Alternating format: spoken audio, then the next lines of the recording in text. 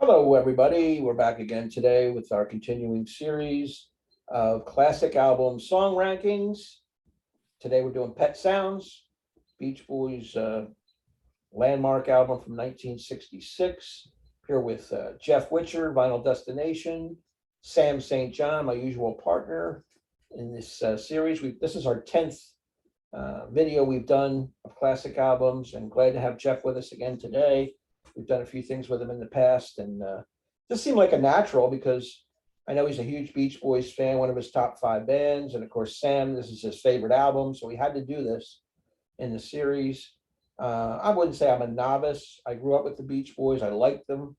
I like that early surf and girls and cars, all that stuff that you associate with the Beach Boys. Pet Sounds, you know, it's an acquired taste in my eyes, but I've grown to love it over the years because it's different. It's that layered sound, throwing everything in the kitchen sink in there, a masterpiece, really, when you look at it. And it's a vision, artistic vision of Brian Wilson.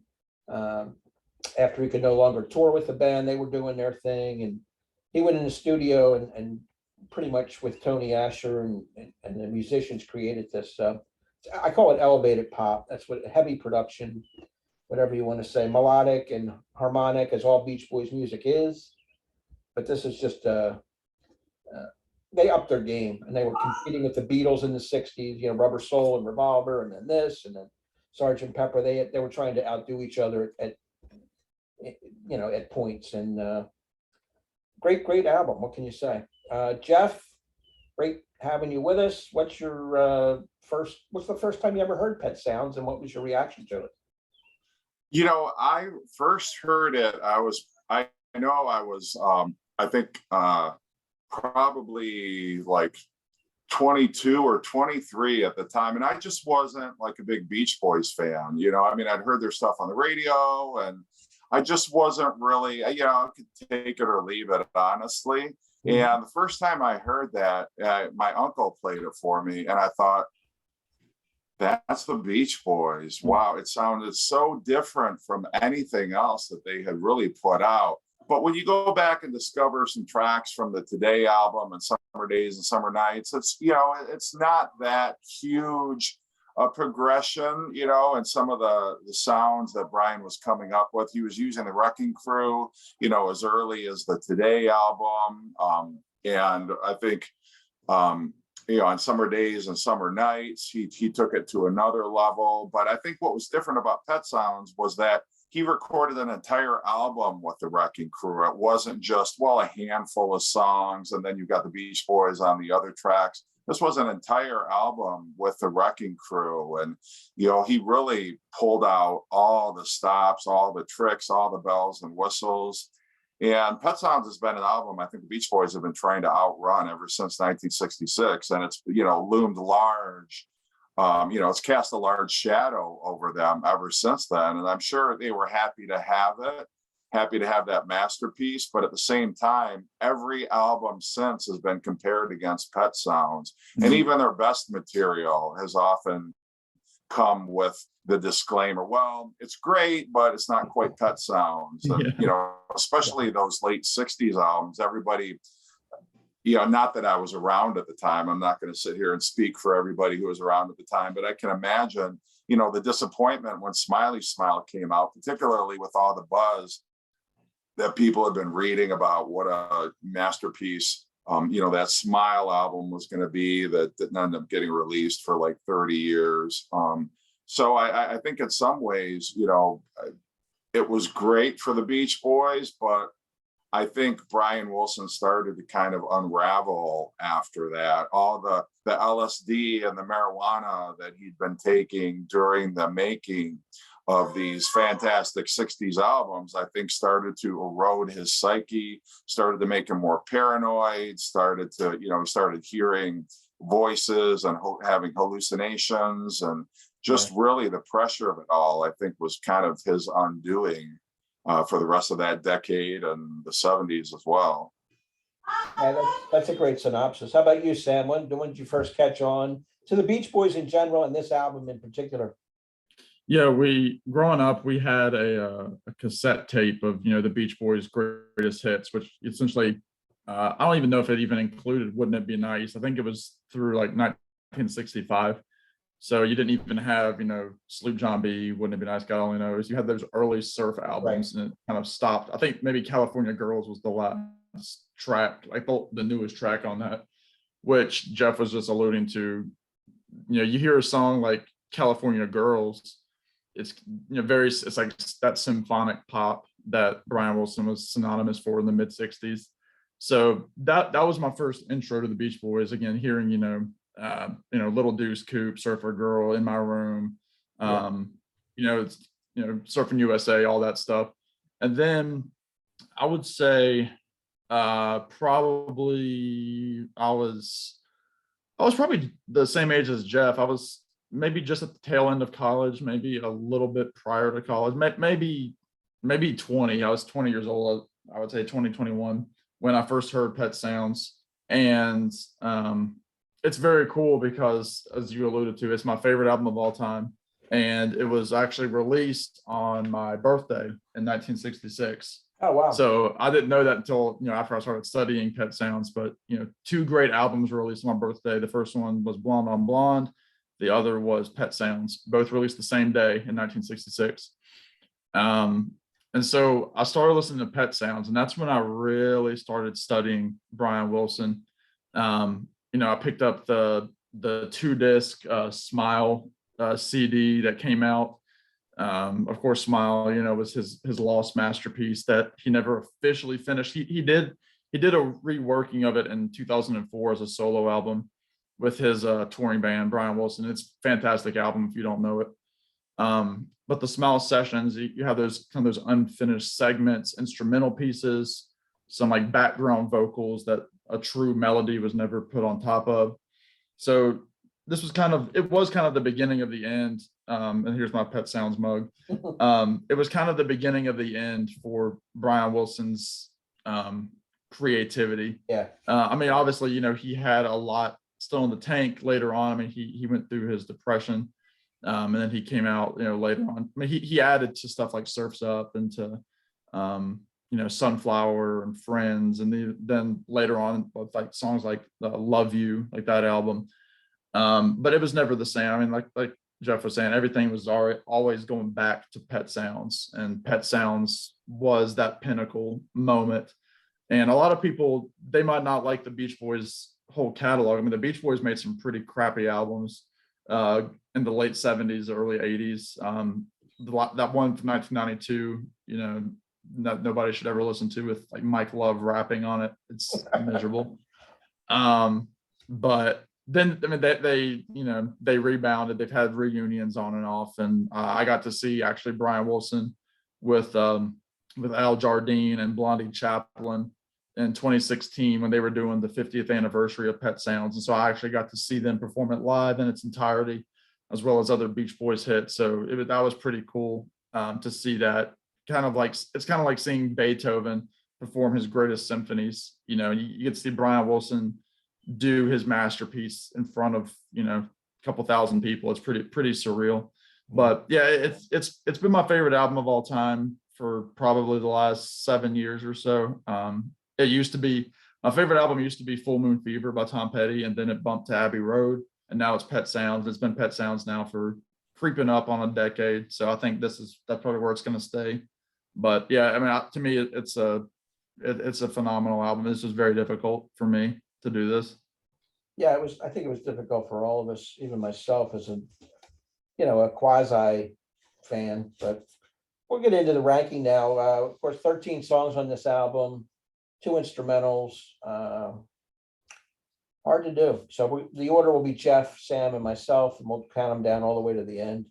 And then we'll give the album an overall ranking of 1 to 10 at the end, like we always do. So, Jeff, kick it off for us. What do you have at 13? All right, before I get into my number 13, I just want to say a couple interesting things. There are 57 different studio musicians that appear on this album. Wrap your head around that for a minute. There's 43 different instruments that are on this album, and some of the most unusual ones that I picked out here are beverage cups, an accordion, a glockenspiel, Coca-Cola cans, orange juice cups, which were actually played by none other than Jim Gordon, Wow. the famous session musician from the 60s and 70s. An electro-theremin, which is that that they used to use in the old horror movies. Bicycle bell, a bicycle horn, temple blocks, which are wooden blocks used in Buddhist ceremonies, and something called a guiro. I don't know, I'm probably mispronouncing it, but, and I had to write this down. I looked it up on Wikipedia. It's a percussion instrument consisting of an open-ended hollow gourd with parallel notches cut in one side. It's played by rubbing a stick, which looks actually like a brush, along the notches to produce a ratchet sound. So I think in the song, the instrumental Pet Sounds, that Yeah. I think that's what instrument that is. So just very interesting. Tony Asher collaborated on most of the lyrics on this album, and Tony Asher had written several jingles. He wrote the jingles for Mattel. He wrote a jingle for Barbie, the Barbie dolls. He wrote one for Chatty Cathy. He's actually a co-writer on Frank Sinatra's hit "That's Life." He's a co-writer on those lyrics. So just kind of some interesting facts there. And Bruce Botnick, who engineered some of the Doors records, he is one of the engineers on this record, which I did not realize. So anyway, my 13th song, and I know this is probably going to ruffle some feathers. There are people who really love this track. And by the way, I don't dislike any song on this album. So the bottom ones are going to sound like I'm hating on them, but I'm really not. I love every track on here. But when you talk about why I ranked them the way that I did, you know, I have to give some justification. But at the bottom, I've got Sloop John B, which, you know, number one, it just sounds out of place on this album. It doesn't tie into the lyrical content. It doesn't tie into that intimacy of the lyrics, talking about relationships, talking about coming of age. It just feels so out of place on this album. And actually, you know, Brian Wilson offered it to Capitol Records because he thought, well, they want a hit. I don't really have a hit on here, so I'm going to make a concession. I'll put this song on the album. I think a better fit might have been The Little Girl I Once Knew, which actually was recorded around the same time as Sloop John B, towards the end of 1965. And actually the backing track for Sloop John B was recorded in July of 1965. So we're talking like the summer well before Brian even started working on that. He did the backing track and he did like a rudimentary vocal, and then I think towards the end of 1965, he kind of finished it up with the vocals. But Little Girl I Once Knew was the last single before the Party album came out that sounded anything like Pet Sounds. So I think that might have been a better fit if he felt, you know, I think if that single had done better, they might have actually put that on the Pet Sounds album, but that single flopped. And so instead you've got Sloop John B. It's a fine enough song. I mean, I like the vocals. I think it's a great Beach Boys track. I just feel like for this particular album, it just sounds really, you know, unlike anything else on the album. And it just kind of stands out, not in like a great way. Yeah, that's a great point. I never thought of it that way, but it is the one that doesn't fit for sure. I just can't bury it, but I understand what you're saying. It's a good move. Yeah, that's usually people's critique of the album in terms of if they were to pick out a flaw. It's not for me personally, but critically, people say, you know, Sloop John B, or what kind of holds some people back from calling it a perfect album, but that's not what I say. But anyway, my number 13 for me is the instrumental Let's Go Away for a While. Kind of a little haunting melody, kind of, you know, finishes going into the end of side A, because you have that song and then it goes into Sloop John B, and then obviously you flip the record over to side B. But it's kind of got like that, it's more orchestral than the other instrumental Pet Sounds. It's kind of got like this like little harp going, and I'm not sure who was playing the harp, but another thing that we should mention too about this album is this is again, Brian recorded it, a lot of it before the Beach Boys came back from tour. And, at this point, Bruce Johnston had joined the band. I mean, he had performed on some other songs. I think his first recording session was California Girls, which is a big song to jump in on. So Bruce Johnston at this point is a full-time member, although I believe contractually he wasn't allowed to appear on like the next 3 albums for cover purposes. I think the first album he shows up on is Sunflower. But anyway, let's go away for a while. I'm like Jeff. I love every second of this album. So what I'm like, my critiques are going to be nitpicky, but again, it's an instrumental. So I mean, I'm going to put it at the bottom. I strongly considered not putting it at number 13 or even number 12, but I couldn't warrant it this time around. So that's my number 13. My number 13 is the other instrumental, Pet Sounds. I mean, it was a toss up. I could have went 12 or 13. I went with 13. It was written evidently with the intention of using it in a James Bond film, Run James Run. It's got horns, it's got sax, it's got percussion with bongos and drums. And this is where the Coca-Cola cans, I think, make their appearance with the sticks as well. Just my least favorite of the 13 songs, so that's why it's at the bottom. Well, that's actually my number 12 is the song Pet Sounds. I mean, it's cool. I can't imagine it in a James Bond movie, I guess, but it's got too much of a weird, I don't know, tropical flavor to it, I guess, for want of a better word. I mean, it's a fine instrumental. I like the placement right before Caroline No. And I have no problem with it. I think it's a fine instrumental. I think, ironically, the Beach Boys are known best for their vocals and their amazing vocal harmonies, but I think some of their instrumentals are really fantastic. And this is one of them. But, there's just so much to love on this album. So many songs that I really connect with and that resonate with me more than Pet Sounds does. But love it. It's a great track. But that's my number 12.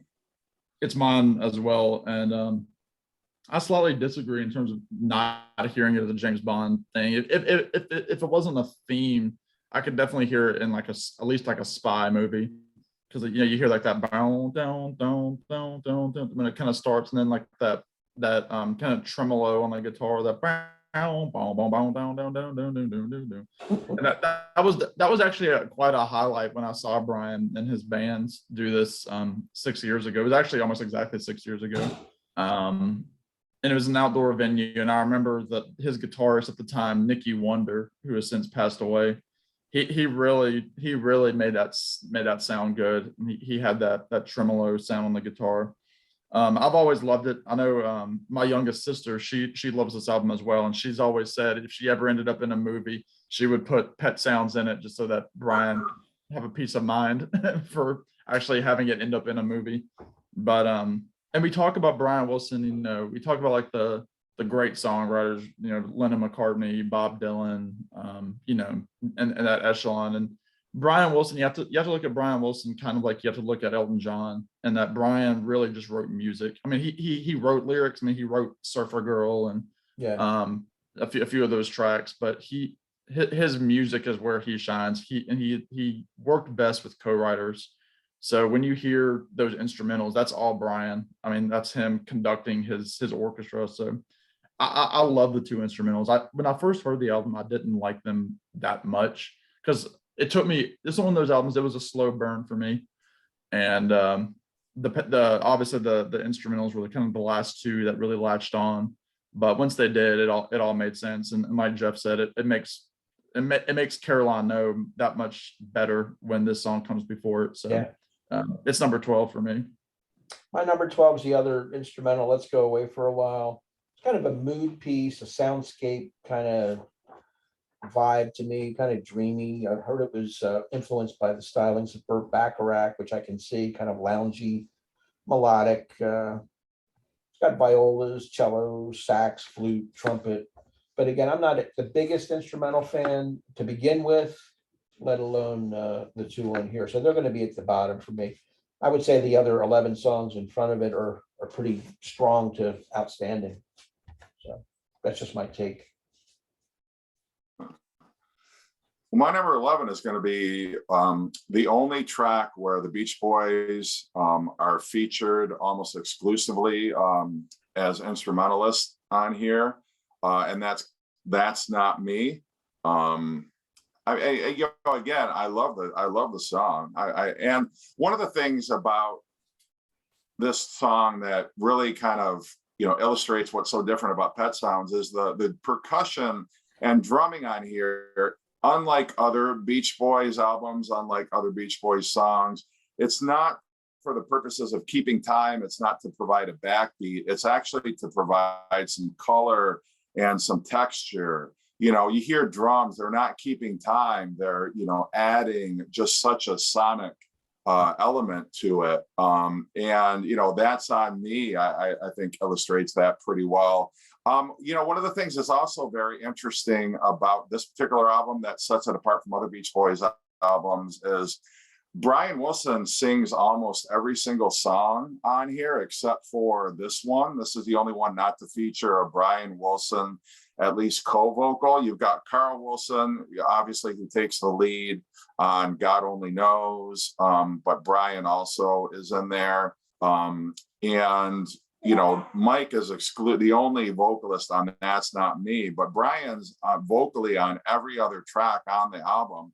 And, at one time, Brian was considering this as a Brian Wilson solo album, and that's why there's so much Brian Wilson lyrics. I mean, there's barely any Al Jardine on this album at all, which is interesting because he was always kind of like their rock vocalist. He was sort of like the Mickey Dolans of the Beach Boys. You needed them to do an up-tempo or kind of a rockier track. You would go to Al Jardine, and he's barely on this record at all. But That's Not Me. I like it, and I just like the other tracks more. I don't dislike anything at all about this track. It's just how it fell in my ranking. Yeah, it's the same for me. It's number 11, and maybe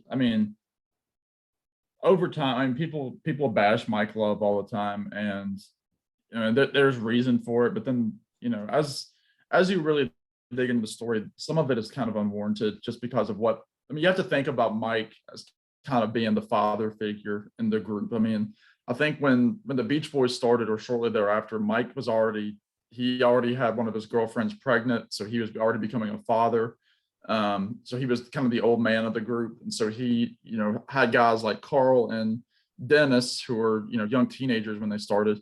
And then obviously Brian with all of his struggles. You had Al, who wasn't in the band really the first couple of albums because he was doing art school, and then came back and filled in for David Marks after David Marks left. So Mike really kind of had to oversee a lot of what was going on. And that's not saying, I don't think Mike is always the nicest guy. I think he is a jerk, and that'll always be said. But regardless of that, Mike really is the voice, especially of the early Beach Boys. You couldn't have those early surf tracks without Mike Love. This song, to me, I think out of the whole album, this is probably the most 60s sounding song on the album. That whole part about, I once had a dream, so I packed up and split for the city. That's very 1960s. Like, I feel like that's like a lyric that you would hear like on the Carol Burnett show. Which I don't know. It's never been one that's really stood out to me. I love it a lot. I love the Brian part in it. Like the whole, you needed my loves, and that whole part, you needed my love, and I do. And then that guitar comes back, the boom, down, down, down, down. But it's a good song. Again, very moody for this. And again, I think every time you're going to come back around to me, I'm going to remember something else I need to mention about Pet Sounds. For those few people that don't know about Pet Sounds, this is the album. This album was inspired by Rubber Soul by the Beatles. Very likely, probably the American version. Brian says it's not, but it's probably 99% likely that he heard the American Rubber Soul, did this album, wanted to make the greatest album of all time. The Beatles heard it, and they said that's the greatest album of all time. So then they come out with, you know, Sgt. Pepper. So anyway, that's a side note, but that's not me. Number 11. No offense to Mike, but that's where it falls. Well, and I think when you say, you know, Brian was inspired by Rubber Soul, and I think Brian has said he wasn't inspired by the music per se of Rubber Soul. He was inspired by the fact that the Beatles could put together an album with absolutely no filler on it whatsoever. So he's conceded, like, no, like musical ideas of Rubber Soul, with the exception of the sitar on Norwegian Wood, you know, he was not trying to, like, oh, I'm going to try to record an album that's, you know, like Rubber Soul musically. More the idea that that's a fantastic album from start to finish, and Brian Wilson wanted to write something that was the greatest rock and roll record of all time. Yeah. So yeah, and really an album with, I mean, there were singles from it, but like an album that wasn't, you know, a patchwork quilt of singles, and then side B was just a bunch of crap. So like Rubber Soul, you know, didn't really have any number ones on it. The closest thing was single was probably Drive My Car, and then everything else was just, you know, it was put together as the art form to listen to the record as is kind of thing. So yeah, I'll echo that as well. Yeah, and I think he wanted to show he was growing lyrically too, even though he didn't write his own lyrics. So he left behind some of that love stuff and fun, and Help Me Rhonda and things like that. Early, you know, goofy kind of bubblegummy stuff like the Beatles did. They had all those love songs in their first few albums. Rubber Soul was a new mature direction for them with Norwegian Wood, you know, having an affair and type, you know, interpersonal relationships. So he was on pace with that. They you know, they leaned on each other, so to speak, or borrowed themes and matured as bands together. So it was really cool. My number 11 is Don't Talk, Put Your Head on My Shoulder. This is, to me, it has less production than a lot of these songs do. It's more emphasis on the mood and the harmonies, being at peace with someone without saying too much. He's saying in there, listen to my heartbeat. You know, you can see them laying there together and communicating. Close your eyes and be still. It's an emotional kind of love song, I think, nonverbal communication. It's well done. It doesn't have some of the hooks and some of the harmonies that I like a little bit better on the top of my list. So I'm going to put it at number 11. all right, well, that's my number 10. Don't Talk, Put Your Head on My Shoulder. And this was one of the songs when I was listening to this for the first time, I'm like, I can't wrap my head around the fact that this is the Beach Boys. This sounds not only so different than anything the Beach Boys recorded, but different than anything I had ever heard by any band in the 1960s. Yeah. And I mean, I've got it low on my list, but I love this song to death. I think it's gorgeous. I think it's beautiful. I think it's cinematic. I think it's sublime. I mean, there aren't enough adjectives for me to describe everything that I love about this particular track, but I love that it's just, you know, it's such a slow, melancholy kind of a track. And Brian Wilson talks about, you know, when the album was finished, he and his wife Marilyn laying in bed and listening to it and, you know, kind of being moved to tears. And I can see like a track like this where it's just so gorgeous. Yeah, I mean, you're overcome with emotion. But I love like the timpani drums on it. I think are fantastic. I love the very tasteful string quartet on this track. I love the Listen to My Heartbeat, that kind of pulsating bass rhythm that you have on the instrumental backing track. But yeah, just a great track. I have nothing at all negative to say about this, in spite of it being ranked, you know, number 10, but just beautiful. Very good. Yeah, number 10 for me is going to be the song I Know There's an Answer. Now, I don't know if anybody has seen this movie, Love and Mercy, I have. with John Cusack and Paul Dano. It's a fantastic movie, and Paul Giamatti, Elizabeth Banks. It's one of those movies that, you know, it splits up Brian Wilson's life. So you have half of the movie is Brian Wilson in the 80s dealing with his therapist. And then the other half of the movie is Brian doing Pet Sounds and Smile, but it jumps back and forth. So you're getting half a movie's material for both decades.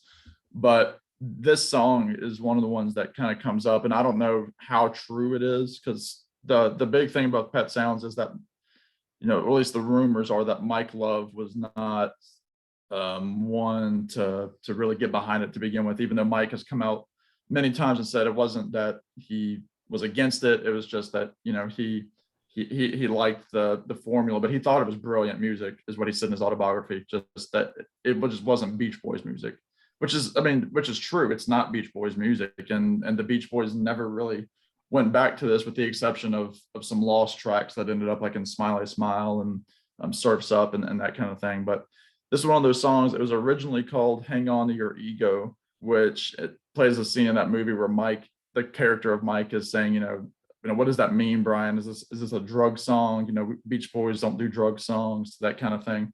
And so, you know, the issue was, you know, they had to change the title. But again, I don't know how true that is, but it's a key scene in that movie. But I love the song. I love how the vocals are for Brian, and then Al Jardine. I think this is Al Jardine's only real contribution is on this song. And when he sings, he sounds a lot like Brian. So it's kind of hard to hear it if you're just, you know, a novice fan. That whole, you know, like, well, what can you tell them? That's Al. You know, what did you say to make them defensive? That whole part. But I love the music, and it's got like that bass harmonica that became synonymous with the Wrecking Crew with Brian Wilson. Again, one of those great songs that I got to hear live a few years ago. So it's number 10. But yeah, I love it. I really do. I love Hang On to Your Ego, the bonus track. So Yeah, it's my number 10 also.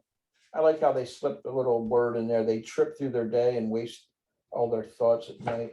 It's sort of a play on the words with LSD, trip. Psychedelic pop, the bass harmonica definitely noticeable there.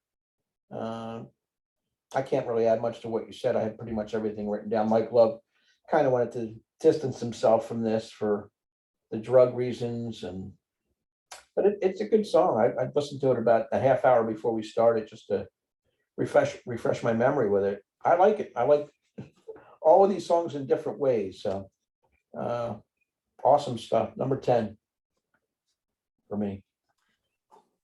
All right. Well, I know there's an answer as my number 9. Wow. You know, and yeah, I mean, I agree. I think Mike Love has been unfairly maligned in the whole Pet Sounds narrative as well. Mike hated the lyrics. I mean, you could maybe make that case for Smile more than you could Pet Sounds. But yeah, you're right. Mike thought, well, it's a brilliant album, just not necessarily a Beach Boys album.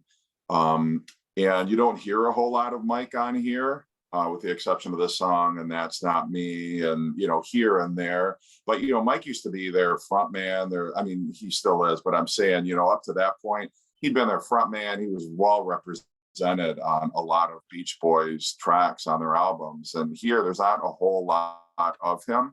But I think the Beach Boys all were blown away when they heard the tracks after coming off tour and Brian playing them, the, you know, instrumental tracks. And but yeah, I know there's an answer. I like Hang On Your Ego as well.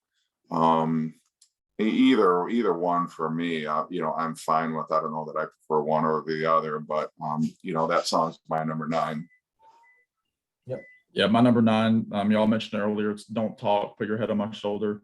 Again, one of those beautiful songs. And listening to this album in preparation for this, it's one of those, I mean, this is not a concept album. I mean, some people try to put it as a concept album. If it's a concept album for anything, it's like a coming of age kind of thing. But musically, this actually, to me, sounds similar to the Pet Sounds instrumental. So like just some thematic elements that kind of sound similar, but that might just be me. But again, it's one of those beautiful songs, that whole, you know, listen, listen, listen. And then you have the strings come in, and then it's just great. And then the drums come in, and I've got to give props to Hal Blaine, the drummer, on so many of these tracks, and I mean he wails on it, and I mean he did on so many other songs, but y'all kind of hit the nail on it with, you know, Brian. I'm imagining him with Marilyn, you know, laying there listening to the song, and Right. just really one of those true love songs where, you know, you don't even need words to tell somebody what they mean. Just be close to them, and that's all you need. So it's number 9. It reminds me of, just to draw an analogy, like a foreign film where less is more. They'll show you a scene of a couple in bed. They're not even having any dialogue. They're laying there and, you know, real artsy fartsy kind of stuff, but Yeah. it works. That's what they do. It's a less is more approach. They'll show you the couple and they'll do a close up of the face and then a long scan of the bed or whatever, just to draw an analogy to film. And that's what that song is. It shows you everything you need to know without the bombastic or the verbiage or whatever. Just, you know, I love you, honey, and kisses, you know, you don't need that. You just show them together in the bed, and it says it all. And he has a way of conveying that through the lyrics and the music, which is beautiful. So, to get to my number 9, now this might be a little controversial because I know a lot of hardcore Beach Boy fans, deep cut fans might have this in the top 3 or 4, but to me, I'm putting it at number 9, and that is I Just Wasn't Made for These Times. Depressing in a way, not fitting in, kind of an outsider, feeling detached from society. Those are the themes here. The title possibly sums up Brian Wilson at that time the best. I mean, just in those words, I just wasn't made for these times. He's feeling kind of out of his own band in a way. He's isolated. He's going through the little mental illness, the drug use, all that stuff is a player here. And musically, I think it's a little cluttered for my liking. There's too much layering. I don't know. That's just my gut feeling on it. I would have liked the less is more production approach on this one a little bit better because I like the message of the song, but the way they go about doing it is, especially in the chorus, I think it's a little bit cluttered for me. There's a theremin in here as well. It's a great song. I'm not saying it's not, but you have to rank these in order, and it just came in at number 9 for me. I like a little, the ones in front of it, especially the next 2, are my kind of introspective kind of lyrics, and even though they don't have as much production, I like them a little bit better. So I'm going to put that one at number 9. All right. Well, my number 8 is Here Today, which is another Mike Love vocal. And I love, you know, the lyrics have always kind of, you know, struck me as interesting because basically it's a guy who, a girl's just broken up with him and now she's got a new boyfriend. And so he's going up to this boyfriend telling her, well, you know, love, it's here today and it's gone tomorrow. And well, I hope it works out for you, but I'm here to tell you it didn't work out great for me. And I love the line where it says, well, I'm not saying you won't have a good life with her. It's like, well, yeah, you are. I mean, if you're not saying that, then what are you saying? It's basically him kind of a cautionary tale, him telling this guy, well, watch out because she's going to break your heart like she broke mine. You know, but it's, you know, again, that whole coming of age where, you know, you get your heart broken, you love, you lost, you know, all those kinds of emotions and things. But yeah, I liked it. I think it's a great Mike vocal on it. I love the bum bum bum bum bum bum bum bum bum bum bum. You know, you kind of got that pomp and circumstance kind of, you know, in the chorus, and I love that din din Yeah. din din and then din din din din din. You know, that whole, it almost sounds like a calliope or something, you know, that like build up, and then you got the dun, dun, dun, dun, dun, dun, dun, dun. Yeah, I was like, where did that come from? It's just the build up to that, how we could throw so many cool instrumental sections together, piece them together like that and have it sound brilliant. You know, I love side 2 of Pet Sounds, and this track's one of the reasons why I think it's fantastic. Yeah, I agree. I think side 2 is, again, like I said earlier, there's no filler. Even the instrumentals, I mean, they all make sense to me, and it's my number 8 as well. So Jeff and I are on the same page. We have 3 that we've matched up on, but Yeah, again, it's one of those. I love the whole. It starts with just a little glance. Now, right away, you're thinking about romance, and then the ooh, the background vocals. It's a very well crafted song. And then like the whole, it makes you feel so bad, it makes your heart feel glad. And then it's one of my favorite Brian Wilson falsettos.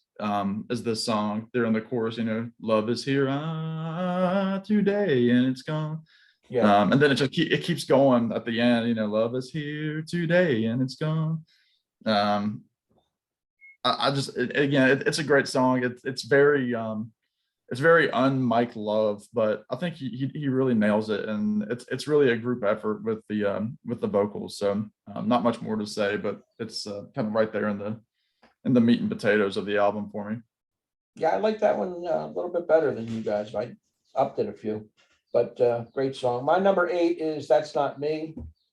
One of these looking inward kind of songs, which I like. Self-growth, independence, vulnerable. He's not worried about how he's perceived by the outside world. I like how it's well put together, like you said here, sorting out his feelings. He's trying to tell you, you've heard this, but that's not me. He's looking in. He knows who he is. And I always wondered how Brian can get those thoughts to Tony Asher writing the lyrics, because these are Brian's thoughts, Brian's brain working, and yet Tony's transcribing his feelings and putting them on paper into Brian's music. It's quite a duo. It does remind me of Elton John and Bernie Taupin in a lot of ways, because it's the same kind of outcome. How does that work? Although these might be even more thought-provoking than Elton and Bernie, or Elton and Bernie's lyrics sometimes go off the rails, but you don't know what they're doing. This is very personal stuff here. I like this song, and it reminds me, theme-wise, not the words, of something like a Jackson Browne or a Paul Simon. They're writing about themselves and where they're at in their lives, and great stuff. And I eat that stuff up, so I really enjoy that. Number 8, That's Not Me. And we need to mention also Tony Asher is Doris Day's son. So, wow, you mean Terry Melcher? Terry Melcher, sorry. That's Terry Melcher, yeah. Yeah, my fault. Yeah. I agree what you're saying about the lyrics, Rich. There's a vulnerability to these lyrics that were kind of unheard of prior to 1965. The Today album, you've got Please Let Me Wonder and I'm So Young. You're starting to get some of that. And I think that's one of the things with Brian Wilson is he's not afraid to show his vulnerabilities and his neuroses and his fears. You get all that in these lyrics and more, where I'm terrified, or I'm so afraid to get older, and he's one of the few who I think communicates that so well, not just lyrically but musically also. My number 9 is I'm sorry, not number 9. Number 7 is Let's Go Away for a While. I know you guys had it lower. I don't know. Like I say, I'm a big fan of the Beach Boys instrumentals, and I love the vibraphone at the beginning. I love how it changes tempos. At one time it was going to have lyrics. It was meant to be a backing track for a song. I think there might have even been lyrics written for it, but Brian was so happy with how it turned out musically that he ended up not putting any vocals on it. But I think it works well as an instrumental. I love how there's different sections. I love the strings on it. Just every part of it, I think, is very cool. And it's almost like 4 different musical ideas compressed into one song. So that's my number 7. Well, yeah, number 7 for me, Rich, you mentioned it. Again, it's a lot of people's favorite Brian Wilson song. And honestly, for me, I would probably say that it's Brian Wilson's theme song, and it's I just wasn't made for these times. So again, right there in the middle of things. It's a beautiful song. I mean, again, this is my favorite album of all time. So my number 7, it's very strong for me. that whole, I keep looking for a place to fit in. And you think about him like putting together this album, while the other guys are out on tour. And, he had his breakdown 2 years prior on the airplane. And, he's got this music and he kind of gets it poo-pooed by, some of the other guys, especially later on when they come back from tour. I think they were in Japan or they were in Asia somewhere when they were touring and came back. So Brian's really proud of all this music that he's created, even just the music itself. And it's just one of those great things. They say I've got brains, but they ain't doing me no good. I wish they would. I wish they could. That's a heavy statement, and like you said, it's hard to believe that there wasn't some input from Brian in the lyrical content of this, because this is so autobiographical. The whole "sometimes I feel very sad" repeats, and then the cuts, the do do do do do do do do. I guess I just wasn't me, and then it kind of repeats. The layering, like you said, and again, hearing this live from Brian, who at the time was just about to turn 74, that it was pretty heavy to see him, up there in his current condition, sitting at the piano, not playing. But you look at him and you're like, even now, I wonder if he still believes that, because this stuff is so ahead of its time. This wasn't stuff for the radio, and Pet Sounds was initially a failure record in the record industry. And even shortly afterward, Capitol released the greatest hits to kind of offset the costs of this record, and which really ticked some of the guys off, especially Brian and probably Carl too. But it's if they were to play a song at Brian Wilson's funeral, if they were to do any Beach Boys song, I think it would be that one. Well, at least that's the one I would choose if I was planning the service. So that's number 7. Yeah, definitely. My number 7 is one we haven't done yet, I don't think. "You Still Believe in Me." This is kind of another one of the introspective songs. That's why I put it back to back with "That's Not Me," because they both work together as a unit for me, even though they may not be. Are they back to back on the album? I don't think they are. But insecurity, again, self-doubt, forgiveness. He's saying, I put you through this, but you still believe in me. He's talking to his wife, Marilyn, I'm assuming, troubles, whatever he's putting her through, whether it be the madness or the drug use or possible infidelities. I don't know what the story was with that, but she still believes in him. She's still there for him. Again, personal stuff, the lofty harmonies that go with it. Great stuff. So I think it's one of those softer Beach Boys songs, a lot like "In My Room," which, is personal too. He's alone in his room. This is, you still believe he's counting on that woman, that wife, that other significant person in his life to still be there when he works out all his idiosyncrasy, so to speak. So that's number 7 for me. My number 6 is "I'm Waiting for the Day." And this is actually the song that has the oldest history, I guess, of any track on here. Brian had started writing this in February of 1964, which was 2 years earlier. I'm sure it sounded a lot different back then, obviously, than the version that we got on Pet Sounds. But yeah, I like it. It's a kind of an uplifting, the narrator, or whatever you want to call the person singing, is trying to cheer up this girl that he wants to get with, and is trying to convince her that she will eventually love again, and chin up and don't worry, it's going to be okay. And all the while he's trying to ingratiate himself to her. So it's a charming little track. I like it musically. I think it's a great spot, placed very well on the record, especially after, "Don't Talk, Put Your Head on My Shoulder." I think the track placement of that works really well, sort of after the somber melancholy of "Don't Talk." And then you've got the very uplifting "I'm Waiting for the Day." but that's my number 6. Yeah, it's mine too, Jeff. We're really rolling here, and Wow. to me, this is almost like the and it's interesting because I didn't know that, or at least I've forgotten that it was the oldest track in terms of the genesis of it. Because with you saying that, it makes sense, because I was going to say is that it sounds almost like the grown-up version of Help Me Rhonda.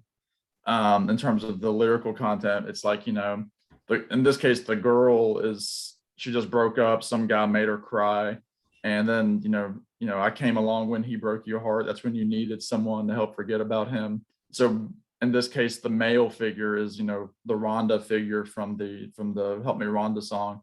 So that's interesting. That must have been just one of those themes that kept coming back to him, like, you know, to kind of have that rebound person that you need after a breakup. And to me, this was one of the most clever songs, and it was one of those that I remember when I realized like what it was doing, it kind of blew me away, which is at the end, you know, I'm waiting for the day when you can love again. And then it kind of like goes like this, like quiet, like, no, like it's like fading off. And then you have Hal come in like that, you know, doom, you know, coming in with the drums. And then, you know, at the end, you know, they say, you know, you didn't think I could sit around and let you go. It's kind of like, you know, the pause, like they let them go, but then like, what am I doing? I need to come back and get them. And Yeah. so then at the end, you know, you didn't think I would sit around, kind of thing. And I thought that was just so clever in the writing with the drumming. And I love the drumming in the song so much. Again, that whole doom, boom, boom, boom, boom, doom, bop, boom. That's one of those go-to beats that I'm always like, if I'm just like fiddling around, I'll do that like on my desk, and that's one of my go-to drumming beats on my fingers. So it's number 6. I love it. I love the whole ending. It's one of my favorite endings of any song. Definitely. That's coming up for me. My number 6 is Here Today. This is just a hook-laden, catchy, simple, straightforward pop song. I think it sounds very 60s to me compared to the rest of the album. It's very pop centric. I love everything about this song. Mike Love, great vocal. Not much more to say. You guys covered it. It's got a good bass line in it too. Here Today, Love Is Here. I like the melody of that line, the layering of the vocals, key. So number 6. I wanted it even a little bit higher, but I couldn't justify it with the other 5 songs. Yeah, that's hard decisions had to be made, Rich, in order to come up with this list. There were some compromises for sure. My number 5 is going to be You Still Believe in Me. And I love that intro. And if anybody is not aware what that is, it's actually piano strings being plucked with a bobby pin. Wow. Ping, ping, ping, ping, ping. In this movie. Yeah. Well, and I love too, you know, the whole, you know, the rise and fall of the vocals that, it's almost like turbulence on an airplane, you know, riding, and then whoa, and then whoa, you know, it dips again. And, you know, I'm no musical scholar, so I couldn't tell you, you know, the whole rhythmic structure of it or anything like that. But I just know, you know, it's great. I like the mono version better because in stereo, the vocal is single track, the opening, and I like the double tracking better. So I think it works, you know, like I think Brian intended for it to be heard in mono. So the stereo version is not quite aligned with his vision, but You Still Believe in Me is a great track. And it's sort of, you know, again, almost like it's a lyrical equivalent on the Today album of She Knows Me Too Well. You know, it's sort of like a sister song talking about, yeah, I know I'm kind of an asshole, and I know I don't treat you right, and I know I can be a jerk sometimes, but you still stand by me, you still believe in me, in spite of all my shortcomings. Right. You know, and that's Brian Wilson. He was always the first to admit, you know, he was a flawed human being, and he's not afraid to wear those flaws on his sleeve, and, you know, for all the world to see, and beg forgiveness from his wife. So That's my number 4. Or, I'm sorry, number 5. Yeah, and that's interesting. Again, one of those other things, because it's one of those albums that's been talked about so much. It's like Sergeant Pepper. I mean, on the not the last Rolling Stone issue, but on the second to last Rolling Stone 500 greatest albums, this came up as number 2. Actually, no, it came up as number 2 for the second one too. So it's always right there with Pet Sounds or something of the like.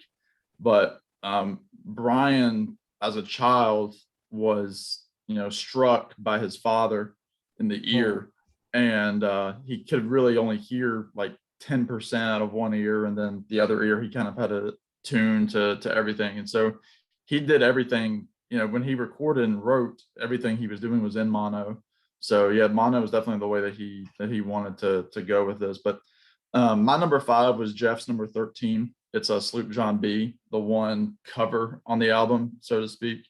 And this was really the song that kind of was the genesis of Pet Sounds. I mean, I know, like you were saying, Jeff, that there was a song earlier in '64, but Sloop John B was really like Al Jardine was like the big folky of the group. He loved the Kingston Trio, and the Kingston Trio had a big hit with it. And so he said, we can make this a Beach Boys version kind of thing. And so Brian liked the idea, and then they recorded that in like the Beach Boy harmony. And it's cool because when I saw them do it in 16, Al, and I think this has been the case probably since the 70s when Brian wasn't really touring with them, Al sings lead on this. So it's kind of like, that was the genesis of Pet Sounds because of Al with a folk song, like a seafaring folk song. So, I mean, it's a huge hit, and, it's a great way to finish off the first side of the album. Does it fit? No, not really. It's not really, it doesn't have those mature lyrics. It's kind of just a sea shanty, about, poor Cook, he had the fits and threw away all my grits. Doesn't really go with a song like I just wasn't made for these times.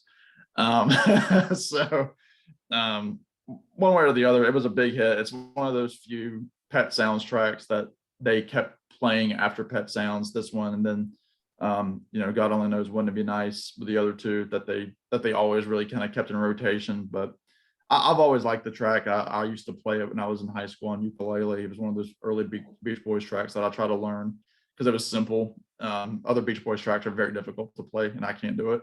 But it's number 5 for me. It cracked the top 5. My number 5 is I'm Waiting for the Day. Love the drums. You mentioned that, Sam. Big time. It starts out with the drums, and then it goes into a more harmonic stuff. And then when it's ready, the drums come back again. It's an up-tempo number for the most part. There's changes within it. The girlfriend is in a relationship. He's waiting for her to come back to him. When you're ready, I'll be here. And the ending is the best part. You never thought, the ending that you mentioned. When the lyrics, I have the lyrics pulled up here. You didn't think that I could sit around and let him take you away. I mean, and it's so upbeat and so positive. Mm-hmm. He's confident at that point that he's going to get what he wants, and it's an uplifting song. I really like it a lot, and it's most of the songs on this album are kind of, not with exception of the top 3 or 4, are kind of inside pieces, thoughts, feelings, wishes, that type of thing. But this is more upbeat, and the drums really bring that out in the song, and it comes at the right time in the record too. Picks you up. So that's my number 5. All right, my number 4 is going to be I Just Wasn't Made for These Times. First time on a rock record that you hear the theremin. I played the theremin in our high school marching band. No, but but no, and obviously I think Brian used it to more. He used it on Good Vibration, so I think it got highlighted a bit more there. People recognize it more from Good Vibrations than in this particular song. But yeah, I mean, you guys both talked about it.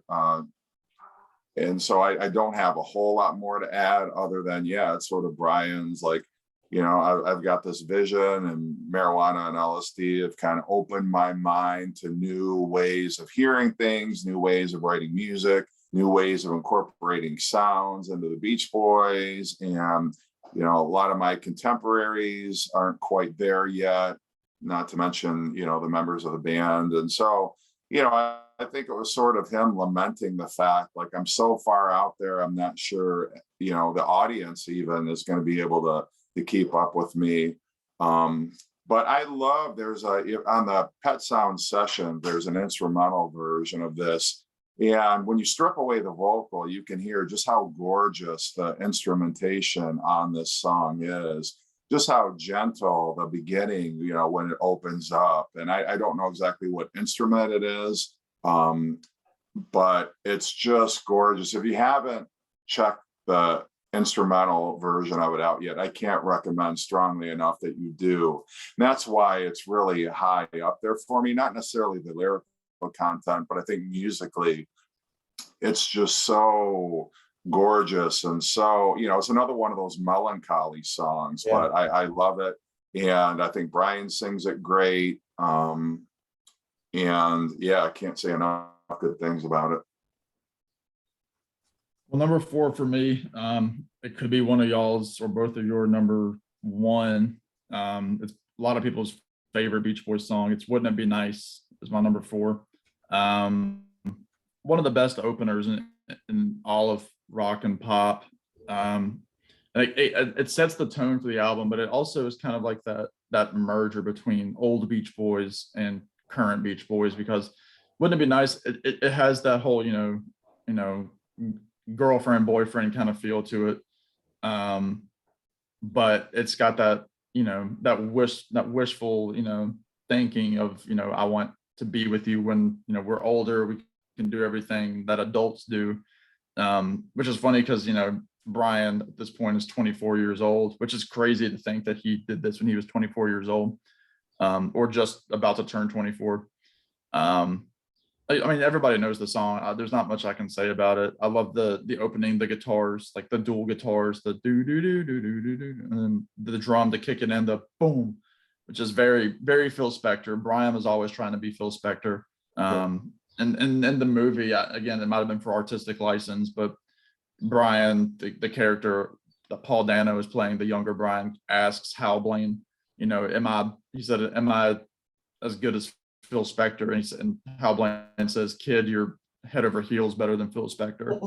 And it kind of blows Brian away. And this is a very Phil Spector sounding song. I mean, you could have heard, you know, the Ronettes or the Crystals do an arrangement of this and really had a big hit with it. But it's number 4. I won't talk about it too much more because it's on every compilation that you can think of for the Beach Boys. Yeah, my number 4 is you guys both mentioned it, Sloop John B, the folk song with the Beach Boys twist. Yeah, it doesn't fit on the album, no question about it, but they make it their own. Al Jardine's the one that was the folky. I think Sam mentioned that. He brought it to Brian's attention, and the rest is history. Even though it doesn't fit, I love the song. It's a great sing-along song. You know, what else can I say about it? Like, even the goofy lines, like he ate up all my corn. I mean, where'd that come from? I mean, there's crazy stuff in here.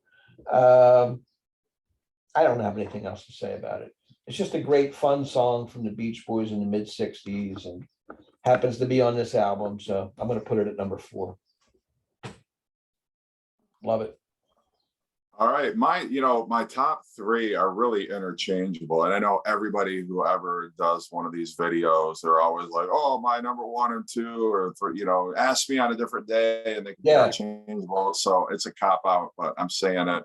It's true. My number 3 today is going to be Caroline No. Love that track. It actually, the lyric was written as Carol, comma, I know. But Brian heard it as Caroline, comma, no.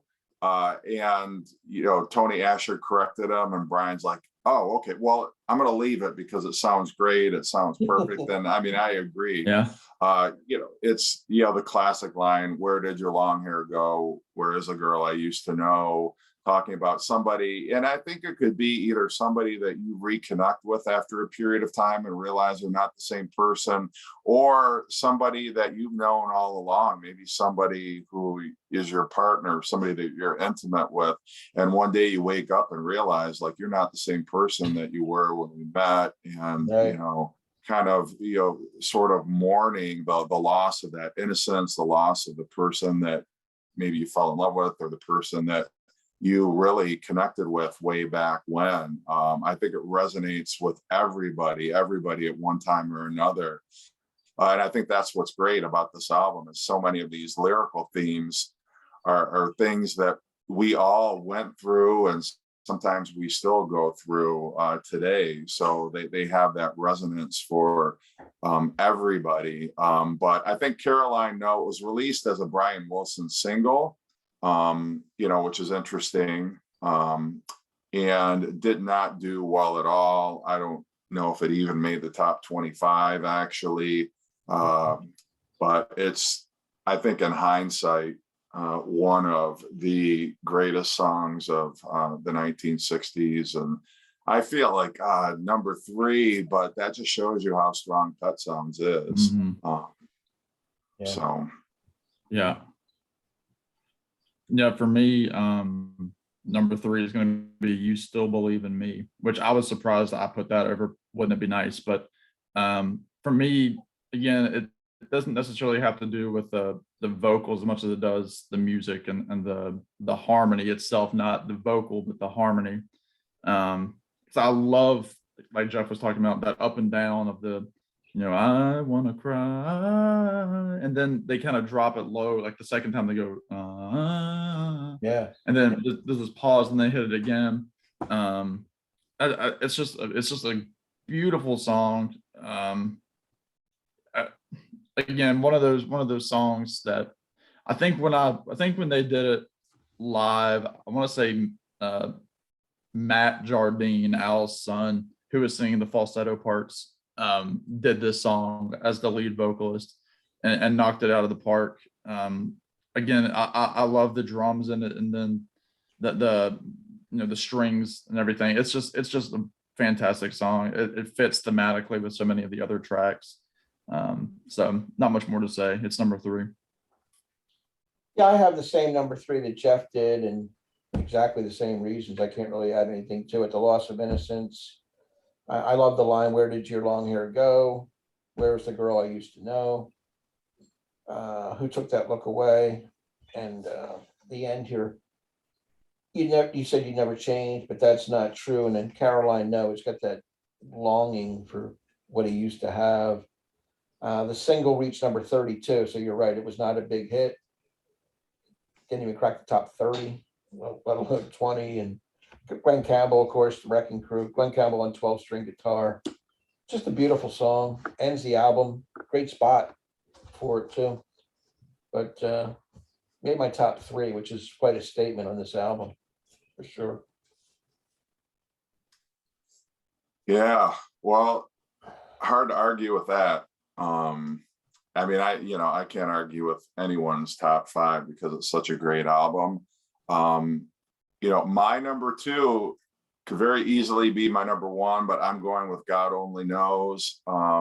It's a very spiritual type song. It was actually sort of controversial at the time to invoke God's name in a song without it being a spiritual, like a gospel song. Right. So the Beach Boys did take a little bit of heat over that, but it's a beautiful Carl vocal. And on the Pet Sound sessions, you can actually hear Brian taking a stab at doing the vocal on this track. But Carl's just got that heavenly voice, and I think it's perfectly suited to him. Paul McCartnney has gone on record as saying it's his favorite song of all time. And you can, it's easy to see why. I think it's been played at countless weddings. It's one of the first Beach Boys songs that I remember hearing. It's got just that. I love those instrumental sections too, that where it just kind of breaks. Dun, dun, dun, dun, dun, dun, dun, dun, dun, dun, dun, those staccato stabs, and then it goes right back into the melody. It's like, where did that come from? It's just so brilliant. I love the harmonies at the end, those heavenly harmonies as the song fades out. They're just gorgeous. I mean, it's a flawless track. The vocals are perfect. What other love song starts out by saying, "I may not always love you"? It's Yeah. Really? What? That's pretty bold. Pretty bold way to start out a love song, but I love it. It all works. It's great. It's Pet Sounds. Yeah. That's my number 2. Wow. Number 2 for me, Caroline No.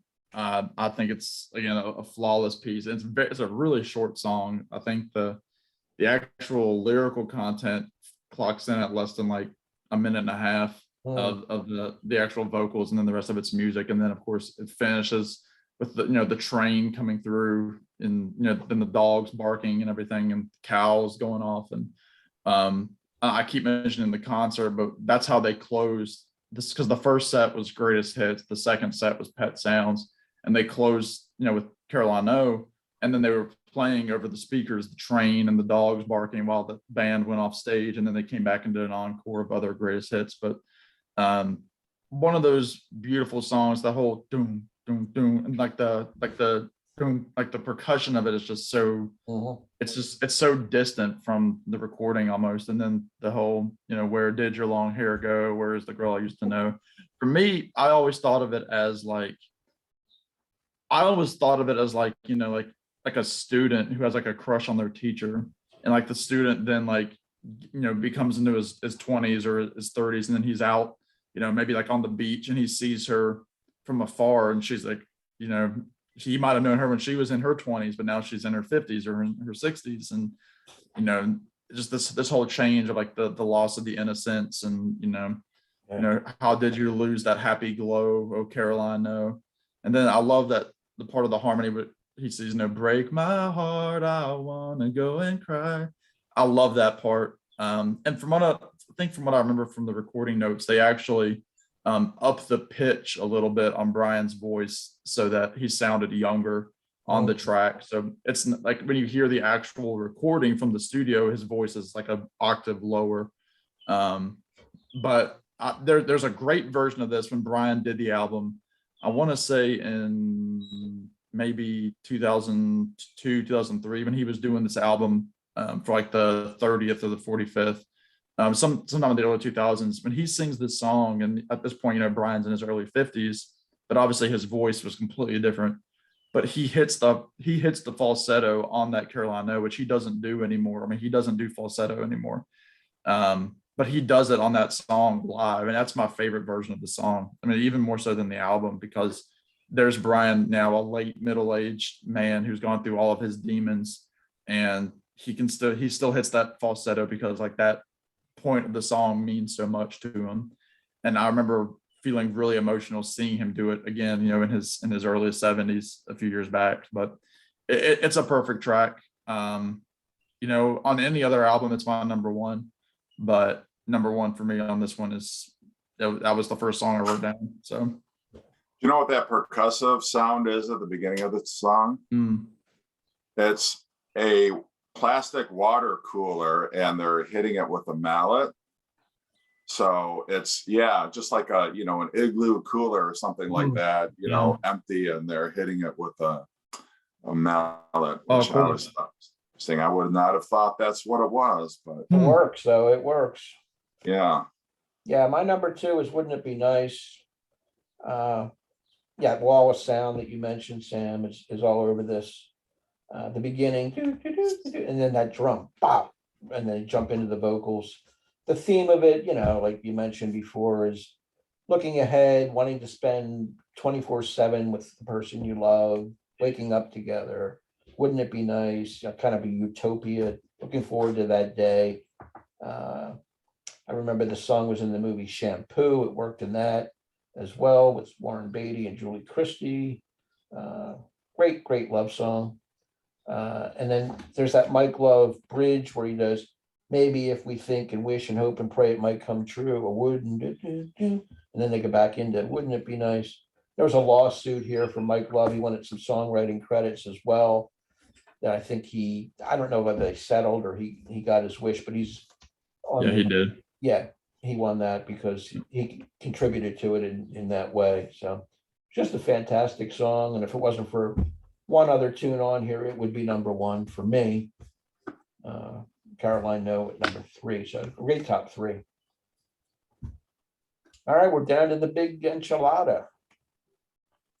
All right, my number one, Trombone Dixie, the instrumental bonus track. Yeah. No, just kidding. Classic. Of course, by process of elimination, there's no suspense here. Obviously, it's Wouldn't It Be Nice? Yeah. And, you know, some of the lyrical themes of earlier Beach Boys songs are kind of reprised on this record. Like, for instance, with the song, like, I'm Waiting for the Day, you know, you can find the same kind of lyrical content on the Summer Days track, Let 'Em Run Wild, sort of the same idea there. And there's a track on the Today album called I'm So Young. And we want to get married, but we're too young. You know, and it's sort of like the same idea. Wouldn't it be nice? You know, obviously somebody who wrote this has never been married before. Anyway, no, I'm just kidding. But you know, the whole idea, it's like, God, I can't wait till we can get married. And, you know, just sort of that whole innocence about it's going to be great. It's going to be perfect. We're going to walk off into the sunset and it's going to be grand. Just the whole innocence of it all. You know, there's that whole charming quality to it. You know, and I've heard that beginning, the opening instrumental part is sort of the sounds of teenage heartstrings being plucked. You know, so I think that's kind of a nice way to characterize it. But yeah, this was, I think, one of the first Beach Boys songs that I actually remember. And I thought God Only Knows was on the B side. I could be wrong. But anyway, right. I remember hearing it for the first time and I could just listen to that intro over and over. There's something about it that I just love. And then you got that crash of Hal Blaine on the drums. And then, you know, and I know Mike Love in 1994 got a little sliver of writer's credit on it, but you know, I think that was petty, sour grapes, whatever. I don't know how much he actually wrote lyrically on this track. I'm not going to dispute it, but it just sounds like a true Tony Asher, Brian Wilson collaboration. Mike might have suggested a different word here or there, but that's neither here or there. Wouldn't it be nice? Yeah, my number one. Always loved it. And I'm surprised it's not on the Endless Summer Greatest Hits compilation. Why did they leave it? I bet there's no Pet Sounds songs at all on that compilation, which I don't understand. Maybe they thought people were buying Pet Sounds in such large quantities that they didn't need it on that album, but I think it would have been great to have that song on there. But anyway, that being be that what it is, is still my number one. Yeah, from what I remember, I think probably the only part of that song Mike Love wrote was the end, the whole "Good night, baby, sleep tight, baby." I think that's right. Yeah, and he gets his way, but it's what it is. But all right, here we go again. No suspense. Number one, God Only Knows. And for me as a music listener, it's the greatest song of all time. It's my absolute favorite song of all time. More than any Beatles track, more than any Bob Dylan track, more than any Tom Petty track, it's number one, head over heels above any other song. Again, first hearing this album, I liked it, and then I would listen to it again and again. And I remember getting to a point where I was listening to the song like 4 or 5 times a day, just listening to it, listening to different live versions of it, listening to demo versions of it, whatever I could get my hands on, I was listening to it and breaking it down. I mean, it's Brian Wilson's magnum opus of a track, even though Carl sings it. To hear Brian sing it, it hits a little differently. I mean, obviously it's Carl's song vocally with his kind of his sweeter sound versus Brian's more shrill falsetto, if that's the right word. It's probably not. But what was interesting to me was, and I didn't find this out till just a few years after learning the song, in my early 20s, is you have Carl singing the whole track, and then you have at the end, the 3 voices, the God Only Knows What I'll Be, and then you have Bruce Johnston as the second voice who comes in with God Only Knows, and then you have the falsetto, What I'd Be Without. I mean, I always thought, and I'm sure a lot of other people thought, that that first voice was still Carl singing the track, when in reality, when that part was being recorded, either Carl was, I don't know if he was under the weather or if he couldn't make the sessions that day, but that first voice is Brian singing in the style of Carl. And then you have Bruce come in. The second voice is Bruce Johnson. And then the third voice is Brian again, hitting that falsetto that he's so famous for. And to me, that took the song to another level where, I always thought, it's those three different voices, when in reality, it's, two Brians and a Bruce kind of thing, which, double tracking and that sort of thing have been around, several years prior, with Beatles records and things like that, like songs like I'll Follow the Sun was double track Paul vocals, but it made it sound different in that you have that whole choral almost arrangement at the end, and it's only two voices singing three parts, and just the way that he loops it together, it's just brilliant. Like Jeff said, it's Paul McCartney's favorite song. I think when Brian was singing the song live again, because he went a long time where he didn't do like live performances, and then he started doing the whole Pet Sounds show. I think there was one show where Paul was off to the side and he was in tears, and Brian remembers looking over and seeing Paul there, and that's when Paul told him, like, that's my favorite song. So it's my favorite song ever. So there's not much more I can say about it, but there's also a lot more I could say about it. So I'll stop. Yeah, I think it's clearly the Beach Boys' best song for me. I don't know about the greatest song of all time, but it's way up there. It'd be my top 20. I love Carl's voice too. I think he's got the best voice of all of them, all the Beach Boys. Every time he sings, I'm in. Spiritual, love song, you can interpret it however you want. It's a perfect song, beautiful arrangement. The harmonies are through the roof and just massively wonderful. Can't add much to what you guys have said about it, so we'll leave it at that. It's number one. So we have. Well, I don't think there'd be a here, there, and everywhere if not for God only knows. Probably Right. not. Probably not. Most definitely not. Good call. Yeah. Absolutely. All right, that was a lot of fun. Now we're going to do our ranking. We'll see what kind of surprises we have here. 1 to 10. 10 being a flat out perfect masterpiece, 1 not being good at all, and 5 being strictly mediocre. What do you got, Jeff? Number? Did you give your number one, Rich? That was my number 1. God only knows. Okay, yours was number 1 too. Okay, where did you have Caroline? No, I was like looking I had through it trying 3. to. I had 8. Caroline Okay, Knows gotcha. 3, Okay, Wouldn't It Be Nice 2, and God Only Knows 1. okay, gotcha. I would say for me, it's a 10 out of 10. Okay. I think there's no question about it. And I hate people who are like, well, it's not that great, it's overrated. It's like, take it in the context of the times, which I think people lose perspective. Here we are in 2022, Yeah. and people are trying to throw shade on Pet Sounds like, well, it's not that innovative. Well, it's not as great. It's like, shut up. Yes, it is. Take it, get in your time machine, go back to 1966 and tell me it's not a brilliant album. Tell me that it sounds similar. Name one album that it sounds even remotely similar to. You can't. So, I think people who try to say, well, it's not that great an album, just discredit themselves as, a lover of music. So for me, 10 out of 10. Sam, I know what you're going to say. It's my first 10. Yeah. His What is first this 10? 10. You said 10. This is the 10th in the series. Yes. So I'm at a 10% for my 10 out of 10s.